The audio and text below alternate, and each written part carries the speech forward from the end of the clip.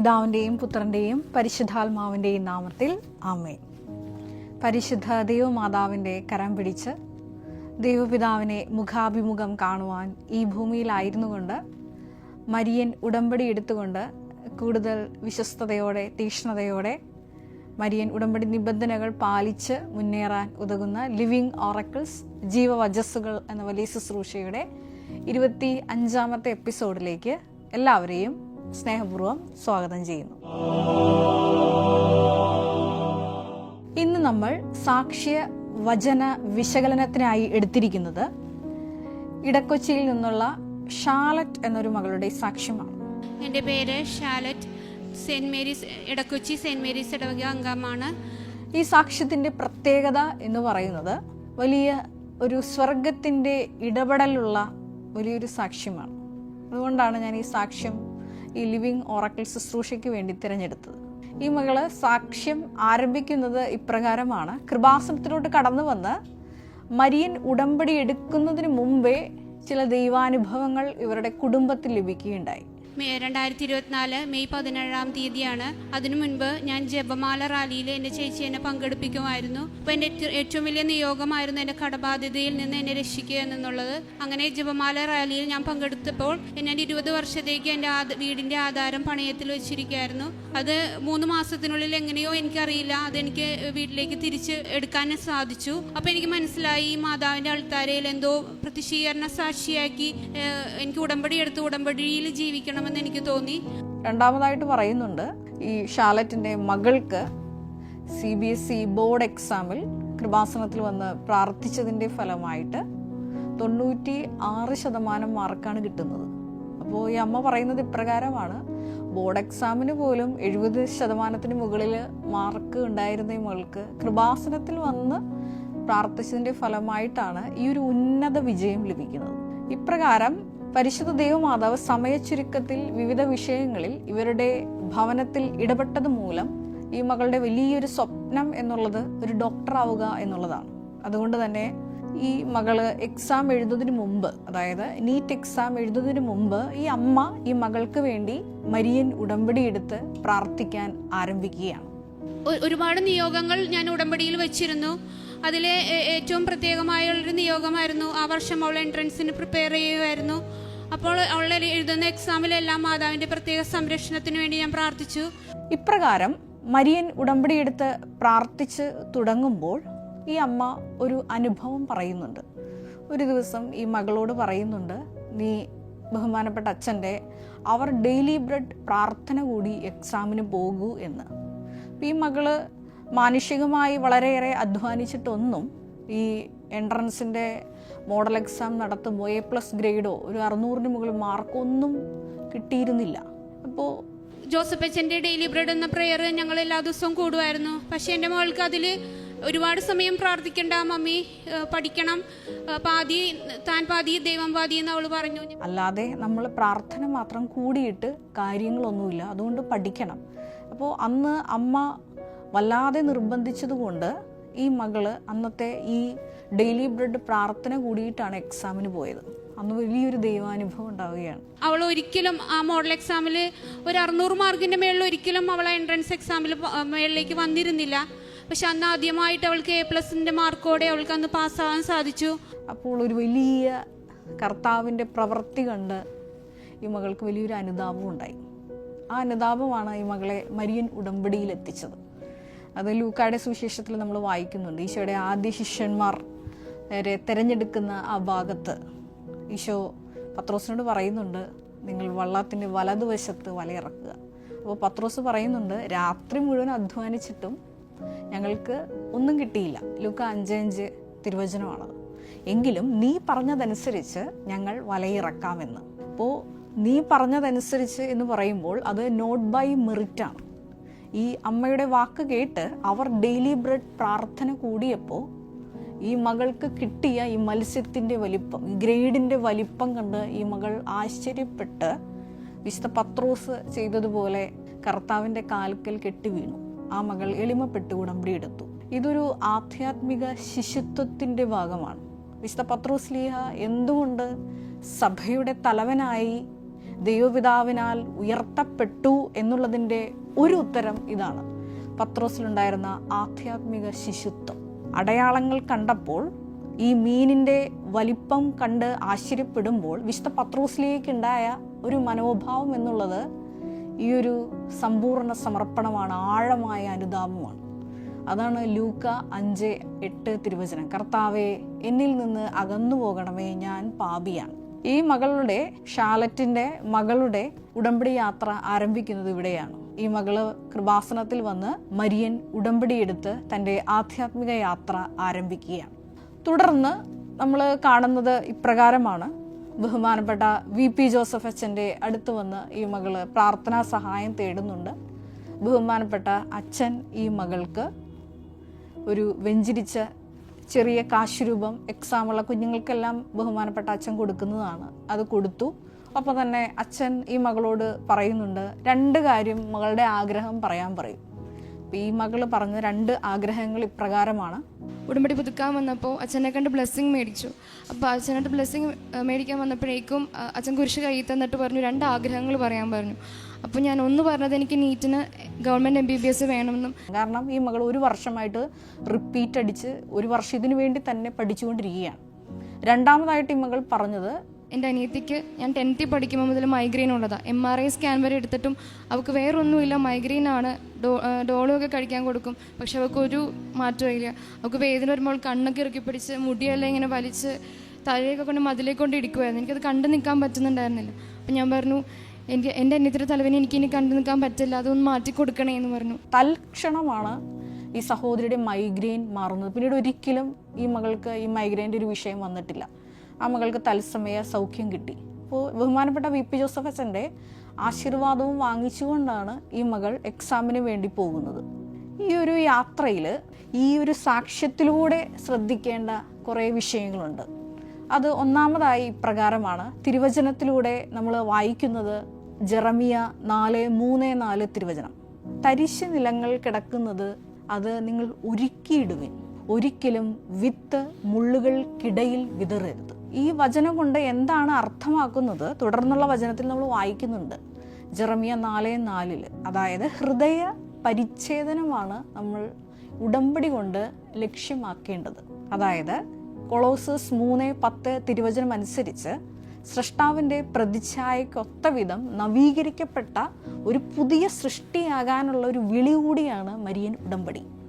ഇത് ഞാൻ ഈ സാക്ഷ്യത്തിൽ ചേർത്ത് പറയാൻ കാരണം, ഈ മകളുടെ ഉടമ്പടി യാത്രയിൽ ഈ ഒരു അനുധാരിക ഉണ്ട്. ഈ മകളുടെ അമ്മ എപ്പോഴും ഈ മകളോട് പറയാറുണ്ട്, നീ എക്സാമിന് പോകുമ്പോൾ ഒരു പൊതിച്ചോറ് ഇങ്ങനെ കെട്ടിക്കൊടുത്തിട്ട് പറയും, ഈ പൊതിച്ചോറ് ആവശ്യമുള്ള ഒരാൾക്ക് കൊടുത്തിട്ട് വേണം നീ എക്സാമിന് പോകാൻ. അതുപോലെ തന്നെ ഈ മകൾ പറയുന്നുണ്ട്, എക്സാമിന് പോകുന്നതിന് മുമ്പ്, അതായത് നീറ്റ് എക്സാമിന് പോകുന്നതിന് മുമ്പ് ഞാൻ എടപ്പള്ളി പള്ളിയിൽ പത്രപ്രേക്ഷിത പ്രവർത്തനം നടത്തിയതിന് ശേഷമാണ് ഞാൻ ഈ നീറ്റ് എക്സാമിന് പോകുന്നത്.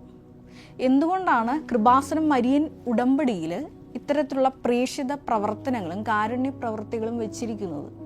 ഇത് നമ്മുടെ നിലം ഒരുക്കുന്നതിൻ്റെ ഭാഗമായിട്ടാണ്. മത്തായിയുടെ സുവിശേഷം 3-ാം അധ്യായം 3-ാം തിരുവചനത്തിൽ നമ്മൾ ഇപ്രകാരം വായിക്കുന്നുണ്ട്, കർത്താവിന് വഴിയൊരുക്കുവിൻ, അവന് വരാനുള്ള പാത നമ്മൾ നേരെയാക്കിയിടണം. എന്നാൽ മാത്രമേ ഉള്ളൂ കൃപ, ദൈവത്തിൻ്റെ ശക്തി നമ്മളിൽ വന്ന് നിറയുകയുള്ളൂ. അപ്പോൾ ഇപ്രകാരം കൃപാസനത്തിലെ പത്രപ്രേക്ഷിത പ്രവർത്തനങ്ങളും കാരുണ്യ പ്രവർത്തികളും ചെയ്യുന്നത് വഴി ഈ ഒരു പാത നേരെയാക്കി ഇടുന്നതിലാണ് ദൈവത്തിൻ്റെ ശക്തി പ്രവർത്തിച്ച് വൻ സാക്ഷികളാക്കി നമ്മളെ അൾത്താരയിൽ ഉയർത്തുന്നത്. ഇപ്പോൾ ഞാൻ പറഞ്ഞു വന്നത്, ഈ മകൾ ഇപ്രകാരമെല്ലാം അനുവർത്തിക്കുന്നുണ്ട്.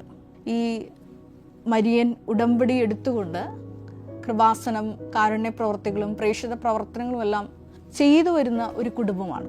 ഈ ആദ്യത്തെ എൻട്രൻസ് എക്സാം എഴുതുന്നതിന് മുമ്പ് വലിയൊരു ദൈവിക ഇടപെടൽ, സ്വർഗത്തിൻ്റെ ദൈവിക ഇടപെടൽ ഇവരുടെ കുടുംബത്തിൽ ഉണ്ടാവുകയാണ്. അതായത് ഈ മകൾ എഴുതാൻ പോകുന്ന എൻട്രൻസ് എക്സാം സ്വർഗത്തിൻ്റെ അനുവാദത്തോടു കൂടിയിട്ടാണ് വലിയ ദൈവിക ശക്തി ഈ മകൾ കാണാൻ പോകുന്നു എന്ന് വ്യക്തമാക്കി തരാൻ ഒരു പ്രകടമായ അടയാളം ഈ അമ്മയുടെ ജീവിതത്തിലുണ്ടായി. അത് ഇപ്രകാരമാണ്. ആദ്യത്തെ ഈ നീറ്റ് എക്സാം എഴുതുന്നതിന് മുമ്പ് ആദ്യത്തെ പ്രൊഫഷണൽ എൻട്രൻസ് ടെസ്റ്റ് എഴുതുന്നത് JEE എക്സാമാണ്, ജോയിൻറ്റ് എൻട്രൻസ് എക്സാമിനേഷൻ. ഈ എക്സാമിന് പോകുമ്പോൾ ഈ ഷാലറ്റ് എന്ന അമ്മ പറയുന്നുണ്ട്, എനിക്കന്ന് പനിയായിരുന്നു. അപ്പോൾ മകളും അമ്മയും കൂടി ബസ്സിൽ കയറി. ഞങ്ങൾ ബസ്സിൽ കയറിയപ്പോഴത്തേക്കും ഒരു പ്രായമുള്ള ചേച്ചി, അത്ര വെളുപ്പിന് എവിടെ നിന്ന് വന്നതെന്ന് എനിക്കറിയില്ല, ബസ്സിലേക്ക് കയറി വന്നപ്പോൾ എനിക്ക് വയ്യായിരുന്നിട്ടും ഞാൻ എണീറ്റ് കൊടുത്തു. കൊച്ചു പഠിക്കുകയല്ലേ, ഞാൻ എണീറ്റ് നിൽക്കാമെന്ന് ഓർത്തു. ഞാൻ എണീറ്റ് നിന്നു. അപ്പം ഞാൻ ബസ്സിൽ പിടിച്ചു നിന്നോട് ഞാൻ മനസ്സുകൊണ്ട് പ്രാർത്ഥിച്ചു, ദൈവമേ ഈ കഷ്ടപ്പാടിനൊക്കെ എന്തെങ്കിലും ഫലം ഉണ്ടാവുമോ ഞാൻ മനസ്സിൽ ചോദിച്ചു. പക്ഷേ തത്സമയം ഒരു വലിയ ദൈവിക ഇടപെടലുണ്ടായി. അത് പ്രകാരമാണ്. അപ്പം ഞാനൊരു ആകാശം പോലെ ഒരു മഞ്ഞ് കണ്ടു. അതിൻ്റെ പുറത്ത് സ്വർഗത്തിലെ ദൈവം നിങ്ങൾക്ക് വിജയം നൽകും, നെഹമിയ 2:20 എന്ന് കാണിച്ചു തന്നു. അതായത് ഈ മകൾ എഴുതാൻ പോകുന്ന പരീക്ഷ, ഈ മകളുടെ ഉള്ളിലുള്ള ആഗ്രഹം ഒരു ഡോക്ടറാവുക എന്നുള്ളതാണ്. അതിന് ആദ്യത്തെ എൻട്രൻസ് ടെസ്റ്റിന് മുമ്പ് തന്നെ ദൈവപിതാവിന് ഒരു കൺകറൻസ്, ഒരു സീല് കൊടുക്കുകയാണ്. സ്വർഗത്തിലെ ദൈവം നിനക്ക് വിജയം തരും. ഈ ഒരു അഷുറൻസോട് കൂടിയിട്ടാണ് ഈ മകൾ നീറ്റ് എക്സാമിനും പോകുന്നത്. അപ്പോൾ നീറ്റ് എക്സാമിന് പോകുമ്പോൾ ഞാൻ നേരത്തെ പറഞ്ഞതുപോലെ പ്രേക്ഷിത പ്രവർത്തനങ്ങളും കാരുണ്യപ്രവർത്തികളൊക്കെ ചെയ്യുന്നുണ്ട്. ഒപ്പം തന്നെ ഈ അമ്മ എക്സാമിന് കയറുന്നതിന് മുമ്പ് ഈ മകൾക്ക് ഉടമ്പടി തൈലം വിശ്വാസ പ്രമാണം ചൊല്ലി ലേപനം ചെയ്തു കൊടുക്കും. ഉടമ്പടി ഉപ്പെടുത്ത് ഈ മകളുടെ തലയിൽ വിതറും. വിശ്വാസ പ്രമാണം ചൊല്ലി കുറച്ച് ഉപ്പെടുത്ത് ഈ മകളുടെ പോക്കറ്റിലിട്ട് കൊടുക്കും. ഒപ്പം തന്നെ കൃപാസനത്തിലെ മറ്റൊരു വെഞ്ചരിച്ച നേർച്ച വസ്തുവായ തേൻ ഉള്ളിൽ സേവിക്കാൻ കൊടുക്കും. കൂടെ ബഹുമാനപ്പെട്ട VP ജോസഫ് അച്ഛൻ വെഞ്ചരിച്ചു കൊടുത്ത കാശുരൂപം ഈ മകളുടെ ഡ്രസ്സിൽ തുന്നിപ്പിടിപ്പിച്ച് ഈ മകളെ പ്രാർത്ഥിച്ച് യാത്രയാക്കും. ഈ മകൾ പറയുന്നുണ്ട്, എക്സാമിനോട് കയറിയപ്പോൾ എനിക്കൊരു ക്രിസ്ത്യൻ സ്കൂളിലാണ് സെൻറ്ററായിട്ട് കിട്ടിയത്. അപ്പോൾ അമ്മയുടെ ഒരു ആഗ്രഹം ഉണ്ടായിരുന്നു, ക്രിസ്ത്യൻ സ്കൂളിൽ, അതായത് ഒരു പള്ളി അടുത്തുള്ളിടത്ത് എക്സാം ഹാളിൽ കിട്ടിയ അമ്മ അവിടെ പോയി ഇരുന്നോളാം എന്നുള്ളൊരിത് അമ്മയുടെ ആഗ്രഹമായിരുന്നു. അങ്ങനെയാണ് അവിടെ എനിക്ക് കിട്ടിയത്. അപ്പോൾ അമ്മ പ്രാർത്ഥിച്ചു. എനിക്ക് സെയിൻറ്റ് അഗസ്റ്റിൻ സ്കൂളാണ് കിട്ടിയത്, കലൂരിൽ. അപ്പോൾ അവിടെ ചെന്ന് ഞാൻ എൻ്റെ എക്സാമിനോട് കയറിയപ്പോഴേക്കും ഞാൻ ഇരുന്ന് നേരെ നോക്കുമ്പോൾ മാതാവിൻ്റെ ഫോട്ടോ ഞാൻ കാണുന്നത്. മാതാവിൻ്റെ കണ്ണുകൾ എന്നെ നോക്കിയിരിക്കുന്നത് പോലെയായിരുന്നു ആ ഫോട്ടോ. അപ്പോൾ ഞാൻ പ്രാർത്ഥിച്ചുകൊണ്ടിരുന്നു. വേറെ ഒന്നും ഇനി റീകോൾ ചെയ്യാൻ ഒന്നും നിന്നില്ല. ഞാൻ കൊന്തെല്ലിക്കൊണ്ടിരുന്നു. എക്സാം ക്വസ്റ്റ്യൻ പേപ്പർ കിട്ടിയപ്പോൾ ഈ മകളാകെ തകർന്നു പോയി. കാരണം ഒന്നും അറിയില്ല. 2 കൊരിന്ത്യർ 11:9 തിരുവചനം അനുസരിച്ച് ബലഹീനതയിലാണ് ദൈവത്തിൻ്റെ ശക്തി പൂർണ്ണമായിട്ട് പ്രകടമാകുന്നത്. നോട്ട് ബൈ മെറിറ്റിലാണ് ഈ മകൾക്ക് ഈ ഒരു വിജയം ദൈവം നേടിക്കൊടുത്തത് എന്ന് ഈ മകളെ ബോധ്യപ്പെടുത്താൻ ഒരു ബലഹീനമായ സാഹചര്യം ഇവിടെ ദൈവം അനുവദിച്ചു കൊടുക്കുകയാണ്. ഈ മകൾ പറയുന്നത്, എനിക്ക് നോക്കിയിട്ടൊന്നും മനസ്സിലാവുന്നില്ല. അപ്പോൾ കുറേ ഇങ്ങനെ മനസ്സിലാകാത്ത ചോദ്യങ്ങൾ നോക്കിയിരുന്ന് തന്നെ ഈ മകളുടെ അരമണിക്കൂർ പോയി. 720ഓളം ചോദ്യങ്ങൾ ആൻസർ ചെയ്യാനുണ്ട്. അപ്പോൾ ഈ മകളോട് ആ സമയം, അതായത് പുറപ്പാട് 33:14 അനുസരിച്ച് സഞ്ചാരി മാതാവിൻ്റെ വലിയ സാന്നിധ്യം, മരിയൻ ഉടമ്പടിയിൽ സാന്നിധ്യം ഈ മകളുടെ ചെവിയിൽ മന്ത്രിക്കുന്ന പ്രകാരമാണ്. അപ്പോൾ എനിക്ക് ആകെ ടെൻഷനായി. ഞാൻ കുറച്ച് നേരം ഇങ്ങനെ സ്തംഭിച്ചു നിന്നു, ഒന്നും ചെയ്യാൻ പറ്റാതെ. അപ്പോഴേക്കും ഞാൻ വേഗം ഉപ്പ് എടുത്ത് വിതറി, ക്വസ്റ്റ്യൻ പേപ്പറിന് മുകളിൽ വിതറി. അപ്പോൾ തന്നെ എനിക്ക് എൻ്റെ ഉള്ളിൽ നിന്ന് ഒരു സ്വരം കേൾക്കുന്നത് പോലെ തോന്നി. വേഗം കെമിസ്ട്രി എടുത്ത് അറ്റൻഡ് ചെയ്യും, അത് മതി എന്ന് പറഞ്ഞു. അങ്ങനെ മകൾ കെമിസ്ട്രി ഈ ചോദ്യങ്ങളുടെ ആൻസർ മാതാവ് പറഞ്ഞു തന്നതനുസരിച്ച് മാതാവിൻ്റെ കരം പിടിച്ച് എക്സാം പൂർത്തിയാക്കി. ഒപ്പം തന്നെ അതിനുശേഷം ബയോളജി ക്വസ്റ്റ്യൻസ് ആൻസർ ചെയ്യുന്നു. മൂന്നാമതായിട്ട് ഫിസിക്സിൻ്റെ ആൻസേഴ്സ് ചെയ്യുന്നു. ഫിസിക്സ് ഈ കുഞ്ഞിന് ഒന്നും അറിയില്ലായിരുന്നു പറയുന്നുണ്ട്. പക്ഷേ ഈ മകൾ പറയുന്നുണ്ട്, ഞാനൊരു 6-7 ക്വസ്റ്റ്യൻസേ ഉള്ളൂ, ഞാൻ ആൻസർ ചെയ്തോളൂ, ബാക്കി എനിക്ക് അറിയില്ലായിരുന്നു. പക്ഷേ ഉള്ളിൽ നിന്ന് ഒരു സ്വരം ഞാൻ കേട്ടു, മകളെ ഇത് മതി. കാരണം നേരത്തെ ഞാൻ പറഞ്ഞതുപോലെ ആദ്യത്തെ പ്രൊഫഷണൽ എൻട്രൻസ് എക്സാമിന് ഇറങ്ങാൻ പോകുന്നതിന് മുമ്പ് ദൈവപിതാവ് ഈ കുടുംബത്തിനൊരു വചനം കൊടുത്തിരുന്നു, ഈ മകളുടെ അമ്മയിലൂടെ, ഷാലറ്റിലൂടെ. അത് നെഹമിയ 2:20 തിരുവചനം. സ്വർഗത്തിലെ ദൈവം നിനക്ക് വിജയം നൽകും. വീണ്ടും നമ്മൾ മറ്റൊരു വചനം കണ്ടു, ജോഷുവ 10:8. ഈ എൻട്രൻസ് എഴുതാൻ പോകുന്ന ലക്ഷക്കണക്കിന് മക്കളെ നീ ഭയപ്പെടേണ്ട, അവരെ നിന്റെ കൈകളിൽ ഞാൻ ഏൽപ്പിച്ചിരിക്കുന്നു, നിനക്ക് സ്വർഗത്തിൻ്റെ ദൈവം വിജയം നേടി തന്നിരിക്കും. അങ്ങനെ ഈ മകള് എക്സാം പൂർത്തിയാക്കി പുറത്തിറങ്ങുന്നു. റിസൾട്ട് വരുമ്പോൾ ഈ മകൾ പറയുന്നുണ്ട്, ഓൾ ഇന്ത്യ ലെവലിൽ 36,000 മുകളിലായിരുന്നു ഈ മകളുടെ റാങ്ക്. മകളുടെ വീണ്ടും ഒരു പരീക്ഷണ ഘട്ടം, കാരണം ഒരു വർഷം ഇതിനു വേണ്ടി നഷ്ടപ്പെടുത്തിയതാണ്. പക്ഷേ ഈ മകള് പ്രത്യാശ കൈവിടാതെ ദുരന്തങ്ങളിൽ പതറാതെ മുന്നോട്ട് പോവുകയാണ്. പ്രാർത്ഥനയിൽ തന്നെ ഈ മകള് മുന്നോട്ട് പോകുന്നു. കാരണം ബഹുമാനപ്പെട്ട VP ജോസഫ് അച്ഛൻ്റെ അടുത്ത് പറഞ്ഞിട്ടുണ്ട്, എനിക്ക് നീറ്റ് എക്സാമിന് പാസ്സാകണമെന്ന്. മരിയൻ ഉടമ്പടിയിൽ വിഷയം വെച്ചിട്ടുണ്ട്. ഉടമ്പടിയിൽ നിയോഗം വെച്ചത് മൂലം എക്സാം ഹാളിൽ തൻ്റെ സാന്നിധ്യം അറിയിച്ചുകൊണ്ട് മാതാവ് കൂടെ വന്നായിരുന്നു. ഇതെല്ലാം ഈ മകൾക്ക് കിട്ടിയ വലിയൊരു ഉറപ്പാണ്. അങ്ങനെ ഇരിക്കെ ആദ്യ അലോട്ട്മെൻറ്റ് വന്നു. ആദ്യ അലോട്ട്മെൻറ്റിൽ അവസാനത്തെ പേരിൽ ഈ മകളുടെ പേര് ഉൾപ്പെട്ടു. അങ്ങനെ ഫസ്റ്റ് അലോട്ട്മെൻറ്റ് വന്നു. ഫസ്റ്റ് അലോട്ട്മെൻറ്റ് കേരളയുടെ ആയിരുന്നു ആദ്യം വന്നത്. വന്നപ്പോഴേക്കും ലാസ്റ്റ് റാങ്കിൽ എൻ്റെ റിസർവേഷനിൽ എനിക്ക് ഗവൺമെൻറ് MBBS ലഭിച്ചു. അപ്പോൾ ഞാൻ മാതാവിനോട് ഒത്തിരി നന്ദി പറഞ്ഞു. ഞാൻ അപ്പം തന്നെ ഇവിടെ വന്നു, മാതാവിനോട് നന്ദി പറഞ്ഞു, സാക്ഷ്യം പറയാൻ വേണ്ടി പോയി. പക്ഷേ അപ്പോൾ പറഞ്ഞ് അഡ്മിഷൻ എടുത്ത് കഴിഞ്ഞിട്ടാന്ന് പറഞ്ഞു. അപ്പോൾ ഞാൻ തിരിച്ചു പോയി വീട്ടിൽ ഒരു 8 മണിയോടെ എത്തി. 8 മണിയോടെ എത്തിയപ്പോൾ തന്നെ പിന്നെ കാണുന്നതിൽ ആ ലിസ്റ്റ് റദ്ദാക്കി. അത് ക്യാൻസൽ ചെയ്തിട്ട് പിന്നെ പബ്ലിഷ് ചെയ്യും എന്ന് പറഞ്ഞു. അപ്പോൾ എനിക്ക് സങ്കടമായി. അപ്പോൾ എല്ലാവരും പറഞ്ഞു ഇല്ല പേടിക്കേണ്ട, ഓൾറെഡി വന്നതല്ലേ, അത് തന്നെ ഉണ്ടാവും എന്ന് പറഞ്ഞു. പക്ഷേ രണ്ടാമത് അത് റീപബ്ലിഷ് ചെയ്തപ്പോൾ ലാസ്റ്റ് റാങ്ക് എൻ്റെ ആയിരുന്നു. എൻ്റെ റാങ്ക് മാത്രം പോയി. ബാക്കി എല്ലാവരുടെയും അതുപോലെ തന്നെ എൻ്റെ റാങ്ക് മാത്രം പോയി. എനിക്ക് ആകെ തളർന്നു പോയൊരവസ്ഥയിലായിരുന്നു. എന്താ ചെയ്യേണ്ടതെന്ന് എനിക്കറിയില്ല. ഈ മകളുടെ ജീവിത അനുഭവം കേട്ടപ്പോൾ എൻ്റെ മനസ്സിലോട്ട് വന്ന വചനം 1 പത്രോസ് 4:12 തിരുവചനമാണ്. നിങ്ങളെ പരീക്ഷിക്കാനായി അഗ്നി പരീക്ഷകൾ ഉണ്ടാകുമ്പോൾ നിങ്ങൾ സംഭ്രമിക്കരുത്. പിന്നെ എന്ത് ചെയ്യണം എന്ന് പ്രഭാഷകന്റെ പുസ്തകത്തിൽ നമ്മൾ വായിക്കുന്നുണ്ട്. അത് പ്രകാരമാണ്. പ്രഭാഷകൻ 2-ാം അധ്യായം 4 മുതൽ 6 വരെയുള്ള തിരുവചനം. വചനം ഇപ്രകാരമാണ്: വരുന്ന ദുരിതങ്ങളെല്ലാം സ്വീകരിക്കുക, ഞെരുക്കുന്ന ദൗർഭാഗ്യങ്ങളിൽ നമ്മുടെ ശാന്തത കൈവിടരുത്. എന്തെന്നാൽ സ്വർണം അഗ്നിയിൽ ശുദ്ധി ചെയ്യപ്പെടുന്നു, സഹനത്തിന്റെ തീച്ചൂളയിൽ കർത്താവിന് സ്വീകാര്യരായ മനുഷ്യൻ. തുടർന്ന് വചനം പറയുന്നുണ്ട്, ഇത്തരത്തിലുള്ളൊരു അവസരങ്ങളിൽ ഒരു ദൈവ പൈതൽ, ഉടമ്പടി എടുത്തിരിക്കുന്ന ദൈവ പൈതൽ എന്ത് നിലപാടാണ് സ്വീകരിക്കേണ്ടത്? കർത്താവിൽ തന്നെ ആശ്രയിക്കണം. അപ്പോൾ അറ്റം വരെ വന്നിട്ട് കൈവിട്ടു പോയ ഒരു അവസ്ഥയിലാണ് ഈ മകള്. അതായത് ലിസ്റ്റിൽ ഉൾപ്പെട്ടു, പക്ഷേ പിറ്റേ ദിവസം ലിസ്റ്റ് അലോട്ട്മെൻറ്റ് ക്യാൻസലാക്കിയെന്ന് തോന്നുന്നു. ഈ മകള് ഈ ഒരു സാഹചര്യത്തെയും വിശ്വാസം കൊണ്ട് അതിജീവിക്കുന്നുണ്ട്. കാരണം സഹനത്തിലൂടെ ഉറച്ചു നിൽക്കുന്നതിലൂടെ കർത്താവ് ഈ മകളെ വലിയൊരു സുവിശേഷ സാക്ഷിയാക്കി ഉയർത്താൻ പോവുകയാണ് എന്നുള്ള ഒരു ആന്തരിക പരിശുദ്ധാത്മ ബോധ്യം ഈ മകൾക്ക് ഉടമ്പടിയിലൂടെ ലഭിച്ചു. അതുകൊണ്ട് തന്നെ ഈ മകള് വീണ്ടും മുന്നോട്ട് പോവുകയാണ്. തക്ക സമയത്ത് ഈ മകള് സാക്ഷ്യം പറഞ്ഞ് അവസാനിപ്പിക്കുന്നത് ഇപ്രകാരമാണ്: അങ്ങനെ സെപ്റ്റംബർ 25 എൻ്റെ കേരള സെക്കൻഡ് റൗണ്ടിൽ എനിക്ക് MBBS അഡ്മിഷൻ ലഭിച്ചു. ഇന്നലെ ഞാൻ പോയി അഡ്മിഷൻ എടുത്തിട്ട് ഇന്ന് ഞാൻ സാക്ഷ്യം പറയാൻ വന്നിരിക്കുകയാണ്. ഇനി എവിടെയായാലും ഞാൻ മാതാവിനോട് ചേർന്ന് നിൽക്കും. എന്നെ ഇത്രയും വലിയൊരു സാക്ഷിയായി ഉയർത്തിയതിന് ഞാൻ മാതാവിന് നന്ദി പറയുന്നു.